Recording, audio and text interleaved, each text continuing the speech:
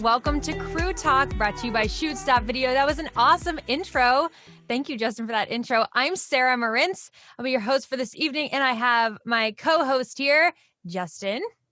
Hi, how you doing? Justin McAleese here, Fresno, California, Shoots.video. Yeah, happy to have you guys on today to talk about film lighting, movie lighting, video lighting. It's going to be super fun. All kinds of lighting. We're going to cover it all. And we have a fantastic panel here today. I'm going to go through quickly, have them all introduce themselves. And since we have so many people here, we have so much to talk about. So I'm going to quickly do this, starting with Pamela. Welcome. Hi, hello. It's nice to be here. My name is Pamela. I have been a filmmaker for over 20 years, a photographer for over 10. I moonlight as a gaffer or a script supervisor or producer, director, and I now manage all of North America for Rhodolite. And I've been teaching lighting and LED lighting for, 7-8 years now. Wonderful. We're glad to have you. Hello, Art. Thank you for joining us today.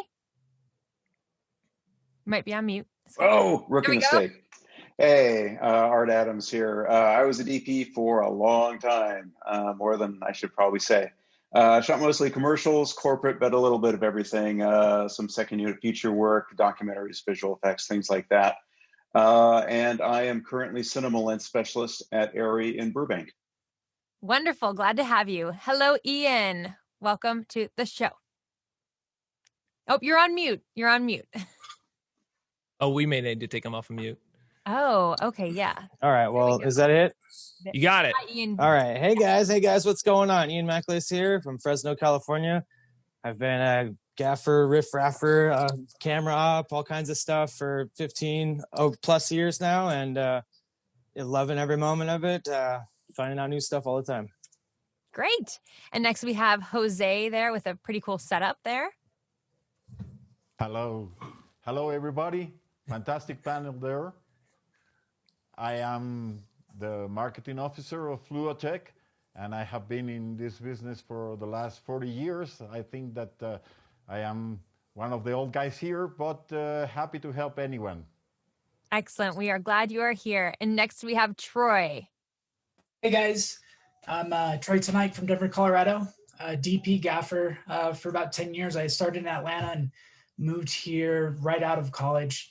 And most of my work is in commercial and feature and short length narrative. Wonderful. And we have Luke. Hi, Luke. Howdy. Yep, Luke Serveld. I've been a gaffer for, probably too long, but not quite as long as Jose. And yeah, here in the Bay Area, corporate video mostly, started off in features and stuff like that. And I know Art, so didn't see him on the list before, but it's really nice to see him here. Awesome. I'm glad you two could connect again. That's great.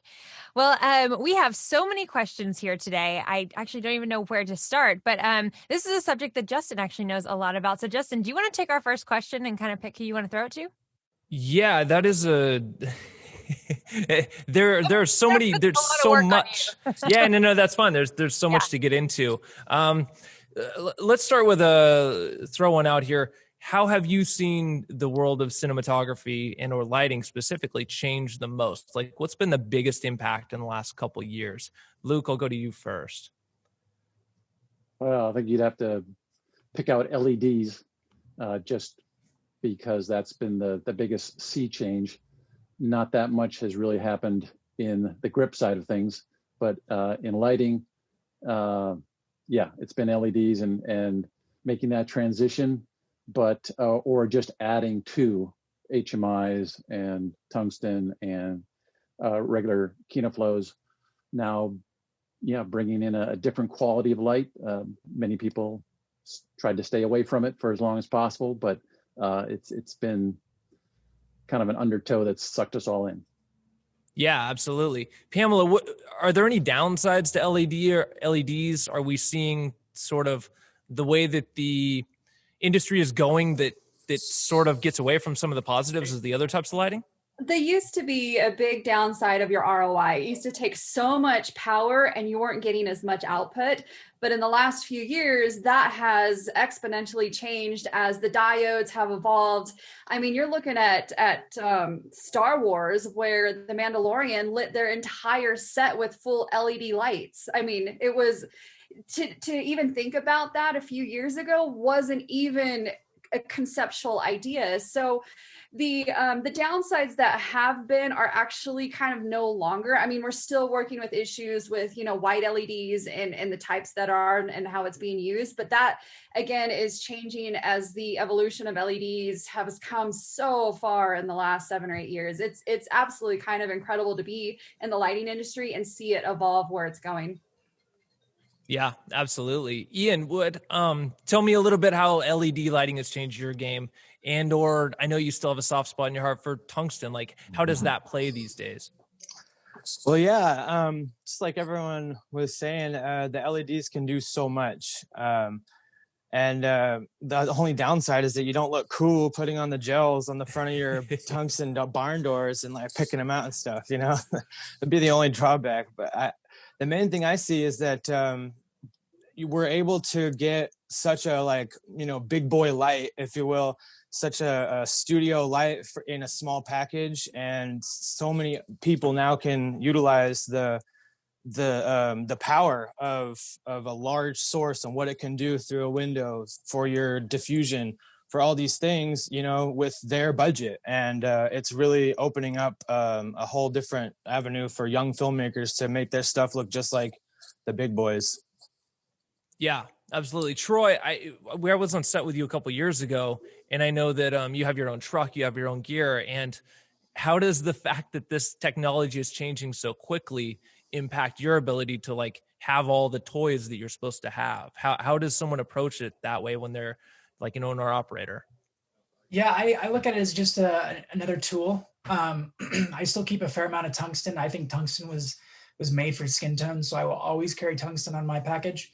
But I think LED, it's just it's the right tool for the right project.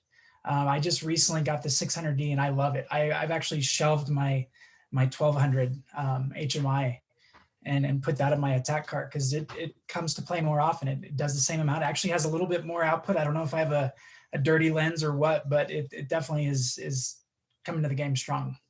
Yeah, absolutely. I'm very much looking forward to that day. I want to do exactly that. Switch over to the 600D instead of the 1200s. I know, Luke, you've done some tests on the 600D and that sort of thing. Can you shed any light on that real quick? Yeah, recently we, had a setup with M18 going through an 8x of magic cloth. And then we were going to look at that in comparison to something else. But then we thought, hey, while we're at it, why don't we just put up 2 600Ds instead of that M18 and see how that compares? And we had to turn down the 600Ds to 80% each to match the output of the M18. So that was kind of a fun thing. There has been the issue with the fan. So maybe in a tight room, that's not the best solution, but they are working hard on that, and I think we'll be seeing hopefully a good patch for that very soon. Sure. Yeah, Jose, did you say something about that? No, it's perfect. I totally agree with what is going on. A fantastic time for every lighting manufacturer. We started 20 years ago, and now we have hundreds all around the competitors around the world. So this means that we have to be very careful about all the things that go into this technology.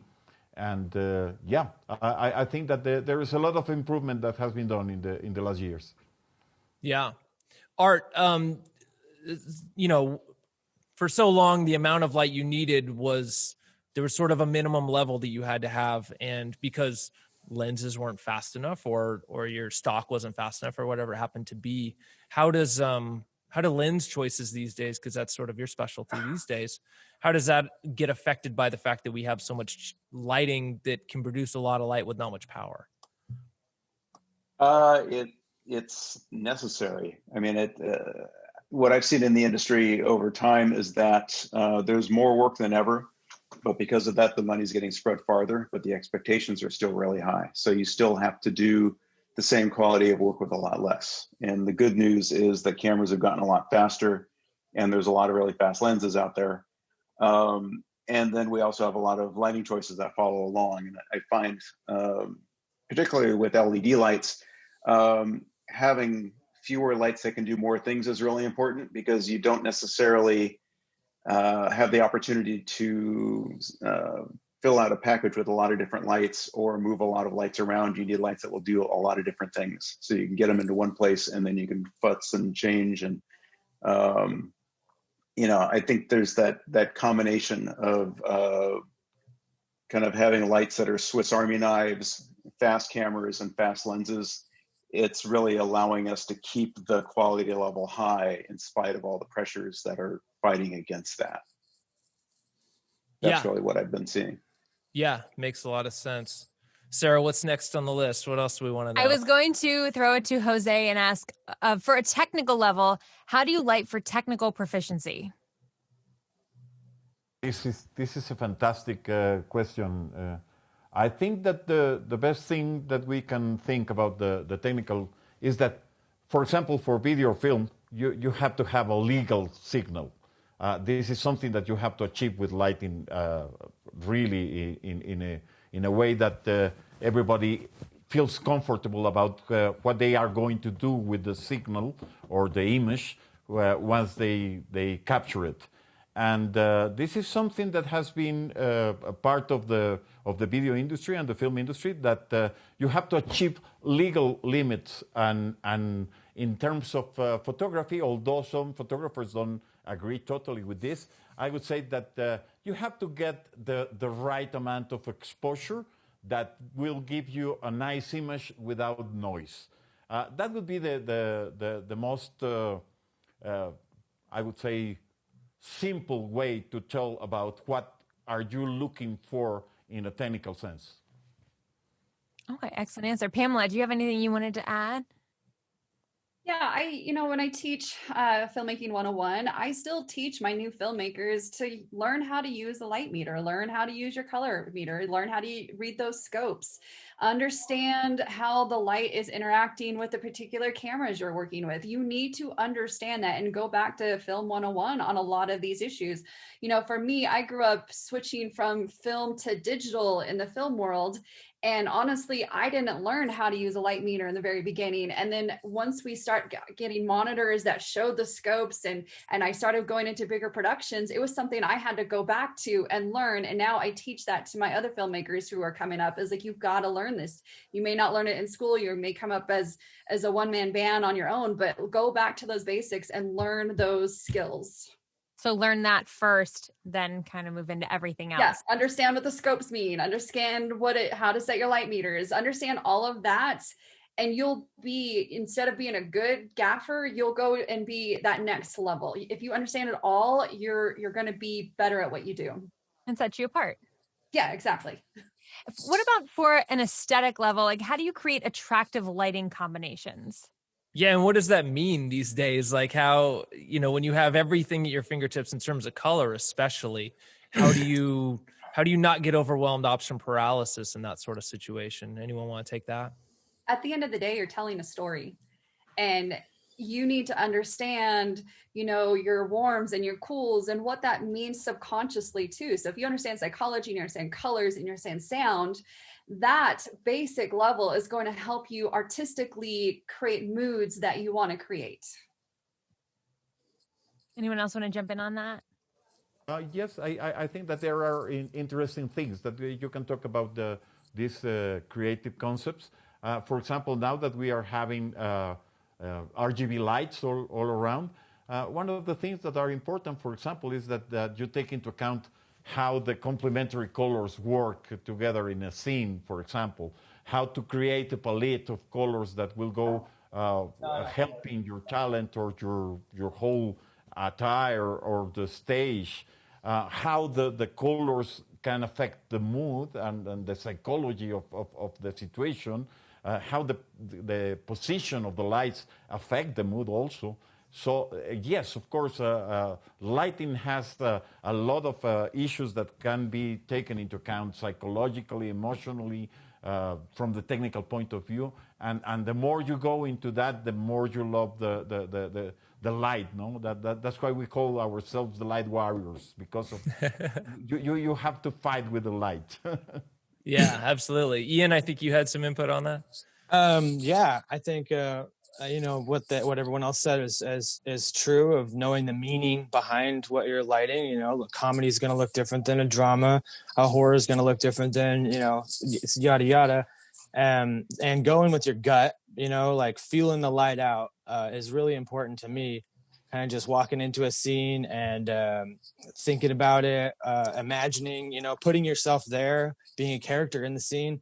Is really important. And I'd say also, staying with the times, because, movies in the 40s and 50s lit a certain way. And if you light that like now, it's going to look really weird. Even if you can make something look like the 90s with lighting, or you can make something look like just strange a little bit. So like understanding where everyone in the world is at on like their style of like a really low, negative fill in the front now, or like a really hard edge is what everyone's kind of, getting on together as like a community with the style, with the changes of our style as people watching.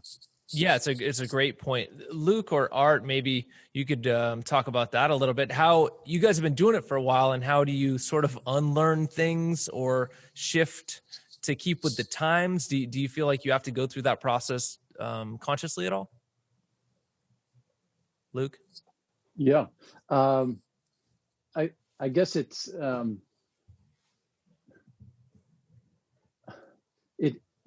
it changes, like what, like you're saying, I forget, is it Troy? Maybe. Ian. No, sorry, Ian. That hard smash, that's often like a sports thing. Often it's like different types of production have kind of their go-to looks. And then, for a while we had shaky cam, and then that went into more of a Dana Dolly type thing. And then that got rid of a lot of use of dollies. And so it's like the tech and the creative have always kind of gone hand in hand. Then with sky panels, color came back, so to speak. And so people started finding ways of using color in production, even though that wasn't really so much of a thing. Gels and all that was always there, but it came back with, and then with the stereotubes. So a lot has, there's been this kind of push and pull between technology moving ahead and creativity either leading or using what's available to change. So I think just like with the DSLR revolution, now we're having that with the LED revolution in a sense, and it's making us all have all these much more, capable creative tools, which is awesome. Yeah, I think of it's similar maybe in a way to where you have a word processor, you're making a flyer, you're going to Photoshop or Illustrator, whatever it is, and like you have 100 fonts there, and you have like a whole bunch of different ways to outline them and drop shadow and all these things. It's like you can easily overdo that. Just because you have 100 fonts doesn't mean you should use 5 fonts on a flyer. And that's sort of the trick sometimes with color and or say backlight and how much negative fill versus any of these things. It's like there's always a balancing act there. And when we get new tools, we tend to maybe want to use all those tools because it's fun to do that. And that's, I think the art is like finding what not to do. I think that's very important. Art, Mr. Adams, Yeah. what would you say about that? Yeah. Yeah, it's funny. I was once accused of using every light on the truck just because, I had one rental house tell me they were going to start charging me for shockware. And then I think it's a natural progression. You just, the more experienced you get, the more you learn how to do more with less. And also you become more ambitious, and the more ambitious you are, as far as, getting the number of shots and what you're trying to do, you learn to simplify, because if you make it too complex, you're just not going to be able to do it. So if you design this crazy 360 move, if you spend all day lighting it and hiding lights and doing all this other stuff, at some point you're going to run out of time to do the move, or it's going to go massively over budget and you're never going to get hired again. So it's always a balancing act with what where you are in your career, learning to perfect your eye, learning to, figure out what you really like, what your style is, because everyone has a style. And you can push that style around a lot. And I've done that a lot over the course of my career. But there's always this kind of core to who you are, and you kind of have to find out who that is. And once you find out what that core feel you have is, then I think you start refining what you do. And that kind of guides, I learned that I like naturalistic lighting that has some punch to it. So my style has always been soft, contrasty. I like subtlety. So, I'll do things like I've learned how to light shadows, because lighting a shadow can be as interesting as lighting highlights. But that kind of takes a while for you to get to that level of subtlety. In the beginning, I just realized as I experimented, I like the subtlety of soft light. I like the way it wraps around faces. I like the way it makes everyone look good. But then I started learning how to kind of modulate it. Like sometimes I want it a little softer, a little harder. How do I keep it off that back wall? Because if it sprays everywhere, then everything the contrast is just too low. So then you go through the stage of, maybe soft light with contrast, building that in, learning how to modulate it. I think everyone goes through stages. And I think some of it is driven by new technology, because as cinematographers, certainly I see all cinematographers look at what's possible with a new tool and then just try to push that boundary. So some new tool will come out, everyone will jump on it, and then you'll see it everywhere. Especially used to be in music videos, that was the big thing. Someone would do something really cool in music videos, and then suddenly for like the next 3 or 4 months, you'd see that in every music video, and then it kind of drift off, and you'd start seeing it in places where it was just really more applicable to the story. But there's a lot of that experimenting going on. Yeah, where people see something, and I think it's natural. You see something you like and you want to emulate it, and then it kind of ripples through a community, and then it kind of settles out, and it just becomes another tool. For sure. And you were talking about soft lighting, and soft lighting has the tendency to be hard to control. You got a big soft source, you get a 6x12 by whatever it is, a bouncer shooting through it. And it's like, what do you do? That was a question from Ken, is like, how do we handle control these days with so many LEDs and maybe bigger, softer sources than we used to have? Troy, maybe you take that. Yeah. That's where grip department comes in. I mean, they'll still always be controlling everything that we come and just puke out as far as light. I think they're the gaffers get the recognition for the lighting, but the grip team is still the ones that come in and shape it. And I don't think that'll ever change no matter what happens with LED. I still think that's a good balance and relationship, as it should be. Yeah, totally. Pamela, you're nodding. What do you think? I just laughed at the puke comment. No, but he's right. But if you're a one-man band, if you're just a corporate, shooter who's doing everything, I gaffed an interview a few weeks ago, and the building they gave us was all windows, and we're shooting through the entire afternoon. And luckily, I scouted beforehand, took pictures, did the directional, see where everything was going to be, and realized, I'm going to have to flag the crap out of this thing to keep the light consistent throughout the day. And I had to pull out all the stops and even borrow stuff from production just so I could puke out everything possible to do what I needed to do. But, our grips don't get enough recognition. That's for sure. Pamela, I love your little guest that you have with you there. My husband left for work and forgot to put the dogs in the crate. So love it. My dog's sleeping right back here. So no, I love that. We do have some great questions in the Q&A that I just wanted to kind of address before we get too much further. From Kenneth, he has another question. Hi, Kenneth. I'm a location and sound mixer. I often encounter lights with fans. How can we educate gaffers that fans are detrimental to sound? I don't know if anyone wants to take that one. Luke's laughing because gaffers don't care about sound. Sort of. I mean, that's the running industry joke, right? Sorry, Ken. I know Ken. Yeah, but who wants to talk about? And Ken also asked about generators with regards to the same thing.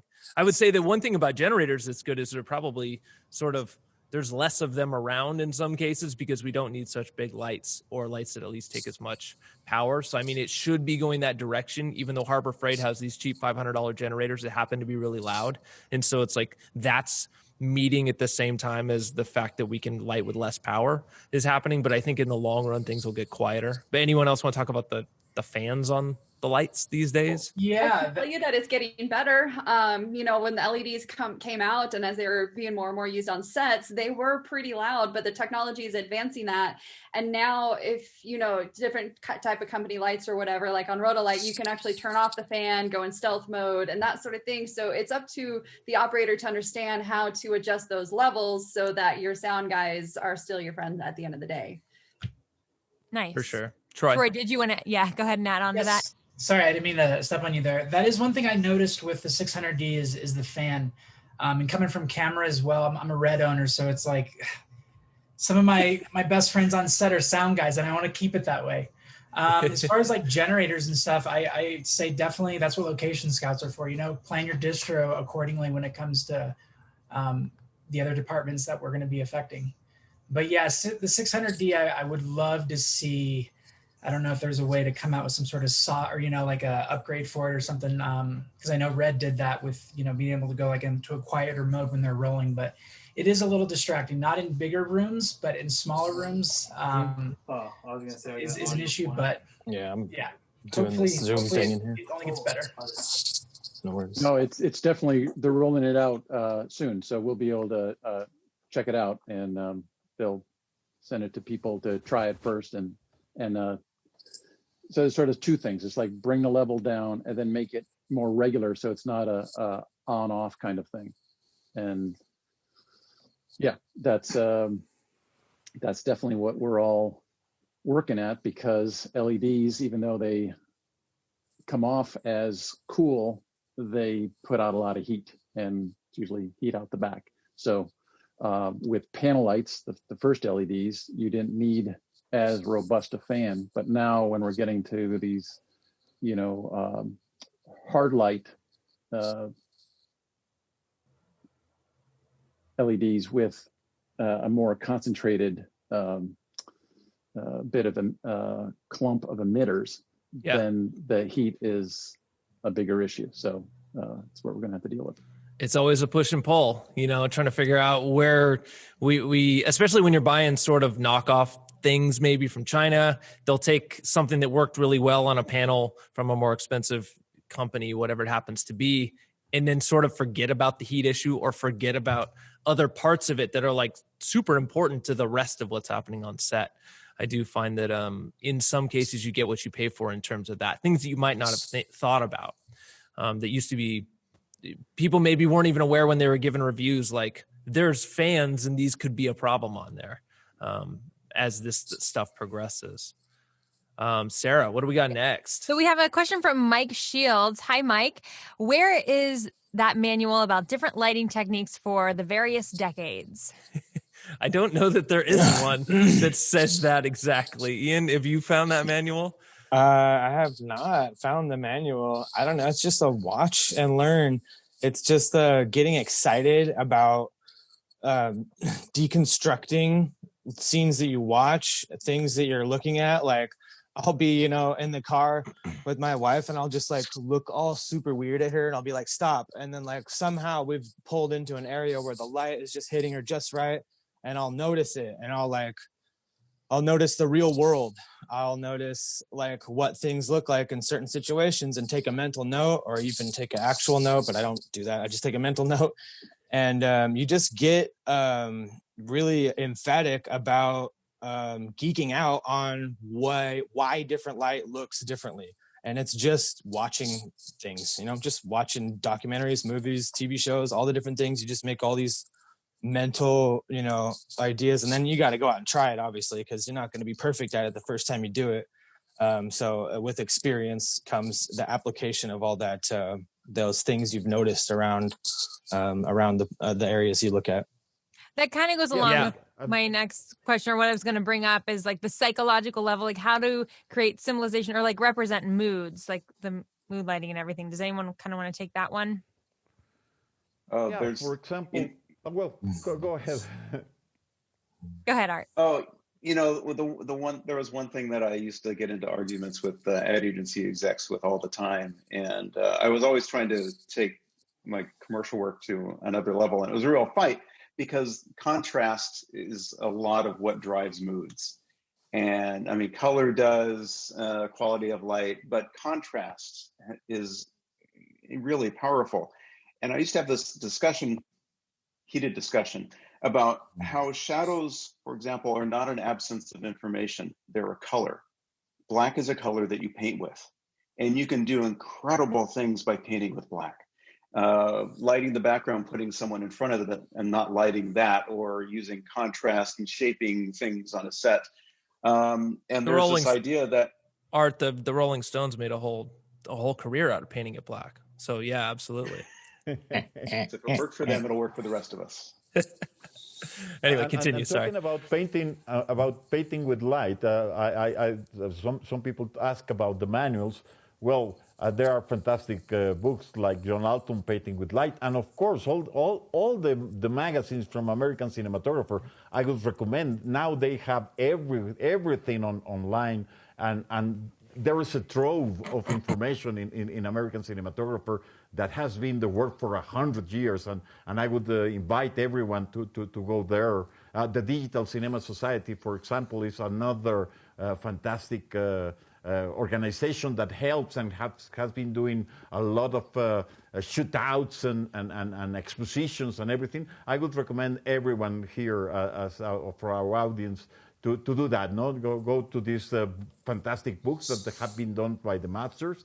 The American Cinematographer is a trove of information. I always think about American Cinematographer like whatever I read in the 4 years old episode issues, that's the stuff I'll have access to today, and that I could actually put in my stuff, because that's about the time it got cheap enough for me to be able to afford on my sets. But yeah, it's fun to look at that. Sorry, I didn't mean to cut you off there, Art, with my stupid joke. No. But no, that's fine. That was the biggest point I wanted to make was, mood has a lot to do with contrast, but sometimes talking people into contrast scares them, because I think they want to be safe. Well, some people get really literal looking at a screen. They look at something and they say, I can't see that. Like, no. Look at the context of the story. Look at the context of the shot. I actually had an argument with a director one time where someone walked through a shadow, and the director said, oh no, on playback, go back, stop. Okay, right there, I can't see the person. Well, the person had stopped in the shadow of a post as they walked behind it. And it was maybe a half second. Said, so what? The person's walking through. I can't tell who they are. Well, you saw them when they were on this side of the post. You saw them when they're on this side of the post. They were only missing for a half second. It was, and I had to change the lighting and fill everything in just to fill in that one shadow. And that's an extreme example, but I've run into that a lot. And it's really just a great thing when you can find a director who kind of sees holistically and can just look at an image and go, yeah, that's perfect, as opposed to going, oh, no, that's too dark. I can't see into that corner. Well, the action's over here, and that's creating mood. Oh, no, I still can't see into that. Okay, I'll light it up, So it's a constant battle, and you ultimately, we're working for other people, and it's their project, and we have to make them happy. But it's just really a great thing when you can find someone to work for who kind of gets it, and then lets you. They tell you what they want, and then they let you do it, and then they recognize that you've done it. Yeah, and it's. I think that's one of the important things you can do as a gaffer, as a DP, is find ways to talk to the clients that you can hopefully get them to come around to your side while making them think that it was their idea on something like is going to work better. Does anyone have, Luke? You're nodding. I mean, who has the best way to get someone who might not be as experienced as you to sort of see like where you're coming from, why you wouldn't like this person that's only going to be in the dark in the frame for 12 frames? Go ahead, Luke. Some battles you can't win, but I think the main thing is it's a collaborative art, and if you can make people feel good about themselves and their decisions, then you offer them up, and you don't do it in a sort of it's my idea and your idea, but it's like, hey, what about here's an option, and then here, can I show you this? And so, if you can do things quickly, and that's the nice thing about these days with LEDs and with all the control and apps and having the dimmer packs in the lights now, instead of having that be a whole separate thing. It's allowing us, just like NLEs in editing, it's allowing us to show different options, and we're playing. I mean, if you kind of have that sense on the set that we're playing professionally and getting it done and making what the client wants, I think everybody feels a lot more comfortable. I do have to say that shooting in COVID on a couple commercials, I've been really busy out here in Utah with commercials. It has been nice not having the agency on set. I hate to say it, but it's been so nice. I once had a director was so frustrated with the agency tent keep coming over and interrupting him, and he turned around, and I've never seen a director do this, and I don't advocate this happens, but he was like, "You hired me for a reason. I have a look, I'm making it happen, so please let me do my job." And I was like, oh my gosh. And 2 weeks later, he won DGA Commercial Director of the Year. So wow. I think he had enough pull to say that, but I personally wouldn't be able to do that to an agency. But I agree, give options, teach your agency and your clients that the monitor is not color corrected. You are going to see this in the shadows, or you're going to see this and that.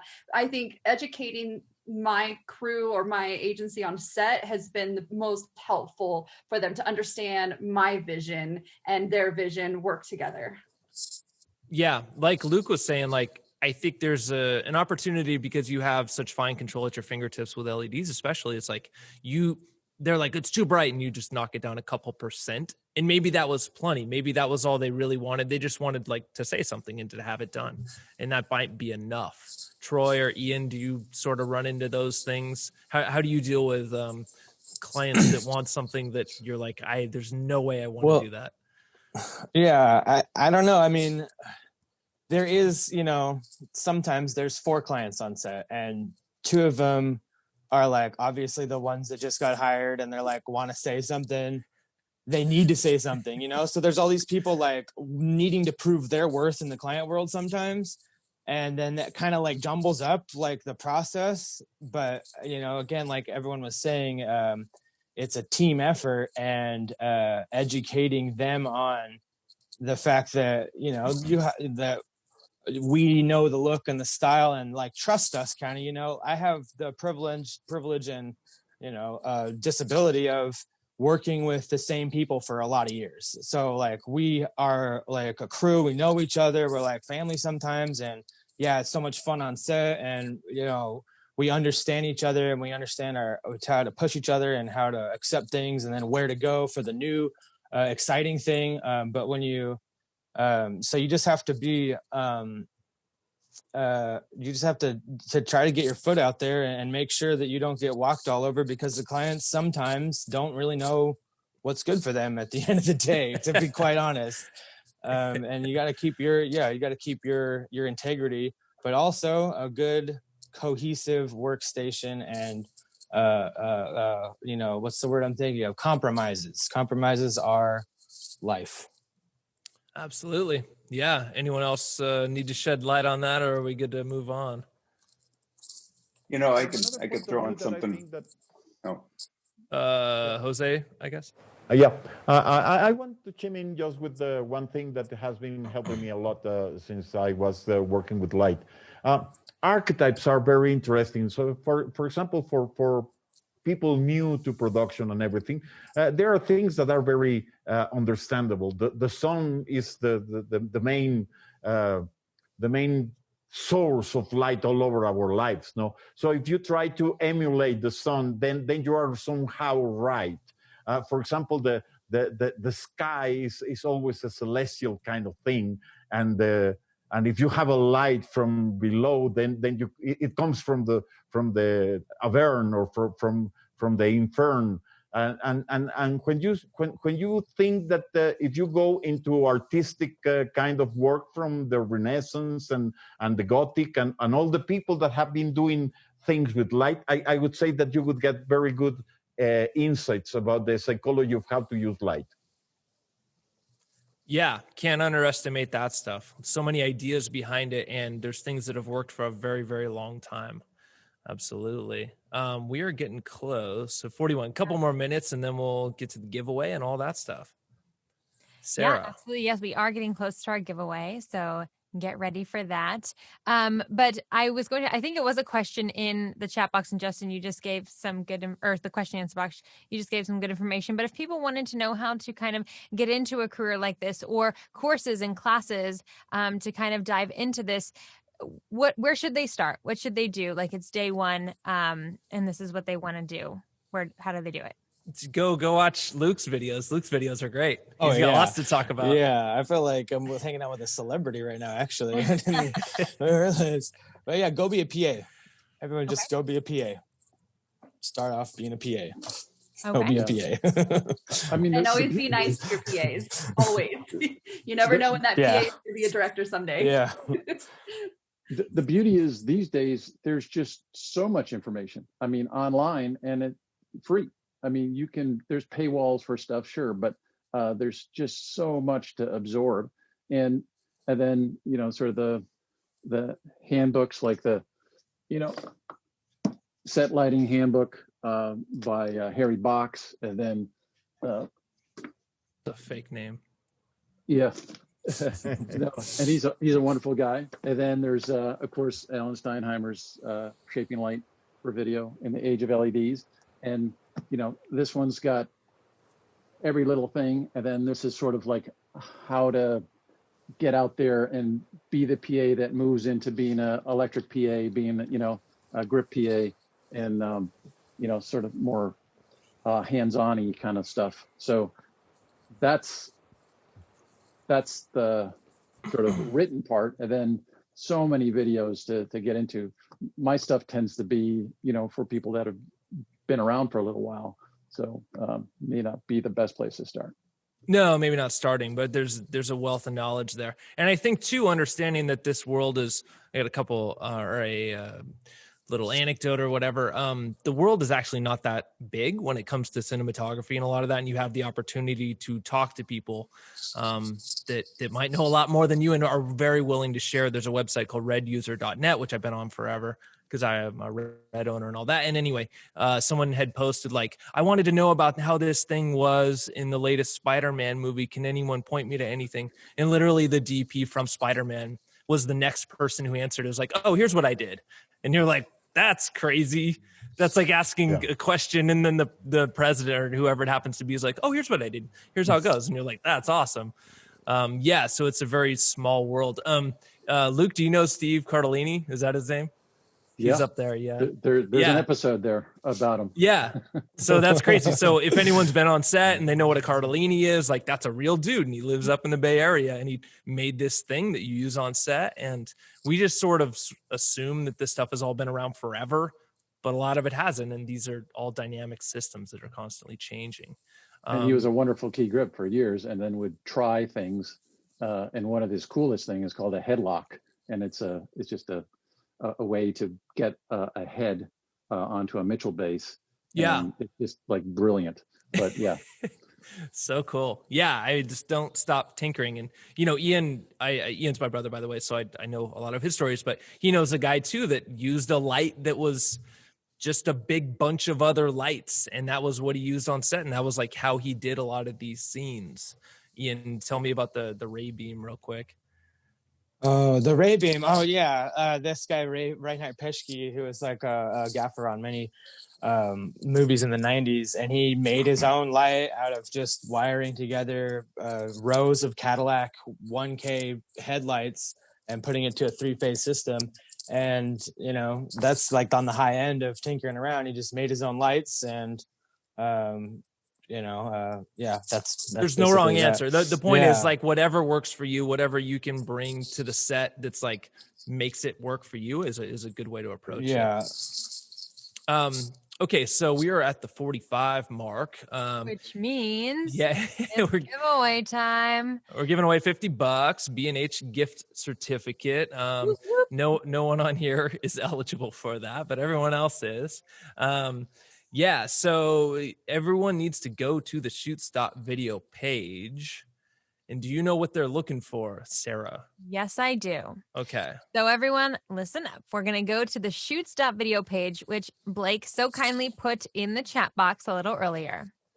And your question for today is, when you search for a gaffer on Shoots.video, who displays third?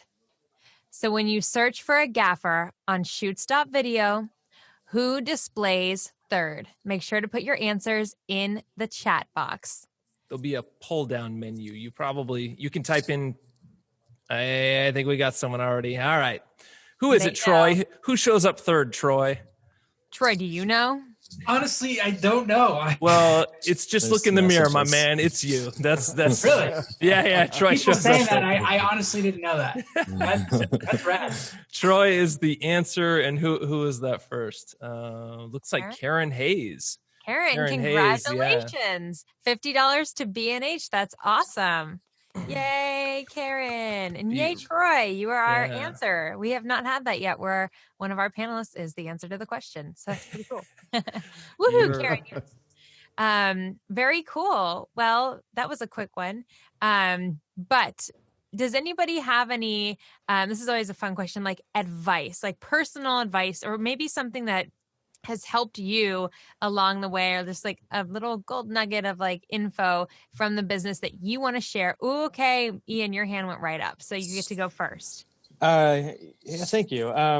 Yeah, I've asked this question to other people, and other people have told me this very simple and easy answer: be a nice person on set and be cool to work with. And that is one of the biggest things, because, you know, after a little bit, you can understand lighting, you can have a style, all these things. Everyone's got that. But if you're nice, and if you're respectable, and if you have a good attitude, and if you're hardworking and all those things, and people want to be around you, then you're going to get hired more. Yeah. Very true. If I could add to that, I would say, we're saying that getting on set as a PA is kind of like the starting ground. I had a PA that kind of got thrown to me as a swing here recently, and he sat down on lunch. He wants to be a director, and he sat down and asked every head of department what gear they used, why they used it, and just literally every department. And I thought it was so cool that he wants to know the insides and outs, and especially aspiring DPs. I highly recommend that you guys spend time in G&E. Because if you're going to get on some bigger setups where you're calling for, you know, condor cranes and stuff like that, like, you need to understand how big of a appeal that's going to be to your production, how much time it's going to take for a turnaround when you flip worlds, stuff like that. Like, you really need to understand what you're asking and know how to utilize certain techniques. So anybody who wants to be a DP, be a gaffer first. Awesome. Luke, what about you? Well, I always have my five A's: attitude, aptitude, anticipation, attention to detail, and then just a touch of assertiveness, you know, are sort of the five, aspects of being a good crew person. That's beautiful. Great. Yeah. Anticipation is definitely a big one for me. But those are all equally valid. Those are wonderful. Nice. Art? Oh, lots. It's interesting to see DPs who come up through gapping versus DPs who come through camera, because I often see that they have different strengths. You know, a lot of the times the DPs I've seen who come up through gapping, they'll be really strong at lighting, but maybe not know so much about the camera or lenses or camera moves. Whereas the DPs who come up through assisting will know more about that kind of stuff, but they'll rely maybe more on the gaffer. And I think over time they become good at whatever they're missing. But initially there's, I've seen patterns. It's really interesting. The thing that I found is it's always good to, as a DP, and this is true of directors too, it's not your job to do everything. It's not your job to know everything. You just need to know where you're going. So what you need to do is, for example, if I'm working with Luke, and I would say, here's what I want to do, and here's how I'm thinking of doing it. Is there a better, what do you think? And about half the time Luke would say, well, there's another way to do this that'll get you to the same place. It'll be faster and cheaper and simpler. And then you kind of go, okay, great. I very quickly learned not to say, I want you to put a piece of speed rail up there and clamp the light up and do this and that. And I'd rather, say I need a backlight up there. I need this much power. I want it to be, this much heat. I want it to be a little soft. And then they would say, yeah, great. I'd say, how long? 10 minutes. Perfect. And then I'd see what they would do. And half the time, what they did would be something I've never seen before, because your crew is working with lots of different people and solving lots of different problems all the time. And you're just working with you. So it's always a good idea to tell people what you want. And sometimes you have to be specific and say, the look I want is this light in that spot, and I know that's going to work. But a fair amount of the time, if you just describe what you want, often your crew will help you get there in a faster, more efficient way. So, and then you learn what that is, and then your knowledge level goes up, and you get the benefit from the fact that they're working with lots of different people and solving lots of different problems. What I've also found is that the nicer you are to your crew, the more they will have your back. I remember watching a DP work when I was an assistant, and he said, okay, I want a 20 by silk, overhead, right there. And the key grip would say, well, the sun's going that way. Said, no, put it right there. I want it right there. Okay, they put it up. We rolled up one take, and then suddenly grip crew's coming out, moving it over because the sun's coming out from behind the silk. So that's the other part is, learn to, trust your crew and let your crew do their job. Because if you don't do that, then at some point they're going to stop saying stuff. And they're going to see that the train coming down the track, you're going to be looking at the train, they're going to see the bridges out, and they're not going to say anything. And you really want a crew where you've got that kind of relationship where they're going to say, hey, the bridge is out. Let me help you with that. And that's really just the best way to work with the crew, I think. The only it's super wise. The only time I've seen crews mutiny, it was for the person's best interest. Whoever they were mutinying on, it's because they were sort of doing that. They're like, we're gonna set him up for failure because that's what he deserves in this situation because he's sort of made his own bed. So yeah, I mean, you got to take care of your crew. That's job one for sure. Well, it's just respect, and it's taking advantage of the fact that you don't know everything. And that works at every level, especially with the directors. Directors, the best directors I've worked with are the ones who said, I don't have to have every idea. I'm just going to tell you whether your idea works or not. Nice. Excellent. Jose? Well, this time asks for caring and serving. We all are confined and trying to innovate the different ways of doing things. And the best has been told by everyone of the panel. Of course, you have to be careful, you have to be humble, and you have to serve. This is our motto. That's what we say. If you care to others and for others, things will improve. Even in these difficult times that we are all having, and stay safe and take distance and have a mask. This is something that we really need to do right now to keep on going and doing fantastic productions that we need, no? Absolutely. Mm-hmm. And Pamela? Everybody has said exactly what I would say in different words and ways, and it's been incredible. I started off as an actress really young, and I was bugging everybody on set. Oh, what is that? What is this? What do you do? What is that for? What's this? And, a wonderful production manager asked me if I wanted to be a PA on her next set, and I was like, absolutely. And that's where I came up, and it's that eagerness, and being a good PA will open so many doors to which direction you want to go in your film career. Absolutely. And Justin, since you know a lot about this area and just film overall, do you want to add anything today? Oh, shoot. Yeah. No, I don't have it. I would say that, in every step of filmmaking, much about what Art was saying is like, and I have to remind myself all the time. It's like, when you're a writer, you have to give enough information so that the director can take and understand the information so that they can bring their spin to it. When you're a director, you need to give that to the actor so that they can put their spin on it. And it's the same with the crew. As a DP, maybe you have to put what you want and explain that to them so that your crew members can do that. And then the gaffer and the key grip can do that to the people who are working for them. I think that level of respect at every single level, all throughout the filmmaking process, is super important. Not necessarily telling people what to do, but telling people what you want to achieve. And I'm always having to remind myself of that, and not just be like, I want this here, but say, I want this effect. How can we do that? What's the best way? Yeah, it's a creative industry, and everyone who's working in it wants to be creative. So if you're allowing everyone to be creative in their own little space, then they're going to be a much more value. No Wonderful. doubt. Well, thank you everyone for all of that advice. And the last thing we do for every crew talk is we go around and everyone just gets to say their name one more time and your socials, like where we can find you. If you have a website or an Instagram, just the best way to connect. And you can also drop it in the chat box as well. So Pamela, we'll go ahead and start with you. Yes, so Pamela, and I work with Rhodolite. You can find me personally, Pamela and Barry, on Instagram, and I'll put it in the chat. And then follow us on Rhodolite as well, because we've got some pretty cool specials over the next few months as we're being aggressive, getting more and more lights on set, which is exciting. Nice. And Art?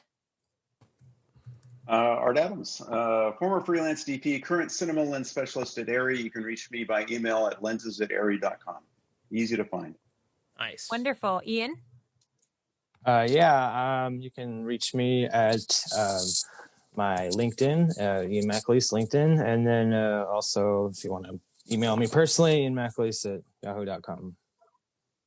And Jose? My name is Jose Noriega. I am the marketing officer and chief revenue officer of Fluotech. And you can find us on Fluotech all over Twitter, Instagram, Facebook, LinkedIn. We love social media, and we are the light warriors, and we are happy to be here, and peace for everyone. Wonderful. Troy? Yeah, Troy Tenike. Tenike Visuals is my website. You can send me an email there. Tenike Visuals on Instagram as well. Excellent. And Luke? Luke Searveld. Searveld.com is the Searveld lighting site. And then I'm on YouTube, Meet the Gaffer, and L Searveld on Insta. So lsearveld@gmail.com if you got questions. Excellent. Well, thank you all. This was a wonderful panel, very informative. And again, we are going to advertise Brick Madness. Everyone, Hey. You got to go watch it.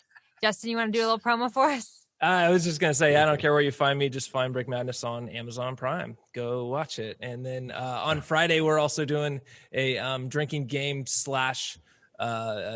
chat about the whole movie and watching it, doing a watch party. So that's Friday. I was in it. 7. I'm funny. I was in it. Ian's totally, he's not on the front, but he's totally on the back a bunch of times. He's totally funny. He has a couple of the best laughs in the whole movie. A lot of funny people in there. That's awesome. Well, thank you, everyone. I hope you have a wonderful rest of your week. I'm Sarah Marintz at sarahmarintz.com and Sarah Marintz on Instagram, LinkedIn, all the fun stuff. And we will see you next time. Have a good night, everyone. Bye. Bye. Thank you. Thank you. You might be looking at Shoots.video and thinking, so how does this all work? Is this about A, setting up the whole crew for me? B, just giving me options and having me handle it? Or C, something in between? Well, it's D, all of the above. To put it simply, we're here to help you in any way that we can to get the crew and talent you need for your next production.